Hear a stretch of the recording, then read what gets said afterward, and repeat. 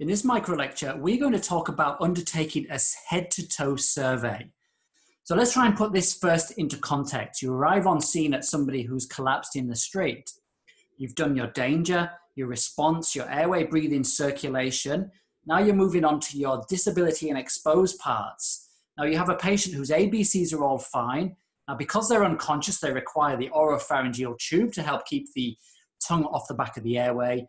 And now before you put them into the recovery position for a non-trauma related incident, you need to do a head-to-toe survey just to try and identify any issues. Now, I know that I'm saying that it's for an unconscious patient, but imagine if your patient was conscious. You would still do the same thing for them. And of course, there are slightly different responses that you would get from your patient. So in your workshop, work 1 and 2, you are going to be expected to be able to undertake a head-to-toe survey. And I'd like to just start by giving you a bit of a hint.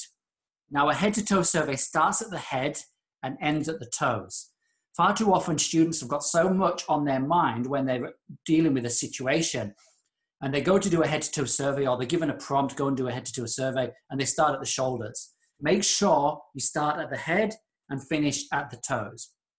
Okay, so let's work through this together. So when we're feeling around the back of the head, we're feeling for any types of boggy masses. In other words, if the patient sustained major trauma to the back of the head, they may have a skull injury, and therefore they may have injuries to the back of the head that's allowed the brain to protrude through. So you're generally patting down, and you've got your gloves on as well. So if there's any bleeding, you're not going to be there's no infection risk to yourself. You move systematically down, and you start with the face on the front. Check the pupils at this point. So get your pen torch out, check your pupils, making sure that they're checking that they're reactive to light and they're equal. Check the ears to see if there's any cerebrospinal fluid. Check down the neck for any distended neck veins, which could indicate heart failure or cardiac tamponade or tension pneumothorax. To make sure also that the neck is centralized. In other words, the cricothyroid membrane or the voice box is central and not pushed away, which would indicate tension in the thorax.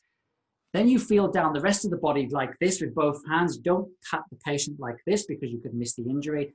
Feel down like this, and you go down the chest, you go down the abdomen, give a gentle palpate into the abdomen to see if there's any swellings or internal bleeding, and that would be hard if that was the case. And just before we move on, make sure when you go down the chest, you take your stethoscope out and have a listen as well to see if there's any added sounds. Then you would go down both the legs at the same time like this, and the same down the arms, and check a pulse, and check the capillary refill time of both the feet and the hands. Now in the conscious patient, they're not only feeling for any abnormalities. So for example, running the hand down the chest like this, if there was some kind of abnormal swelling, you would feel it. But you're also looking at the patient's face to see if they give you any type of grimace in response to you palpating them. When you're log rolling your patient, that's when you would get to check the back as well. And of course, if it's major trauma, you'll need to expose the patient and take a look as well.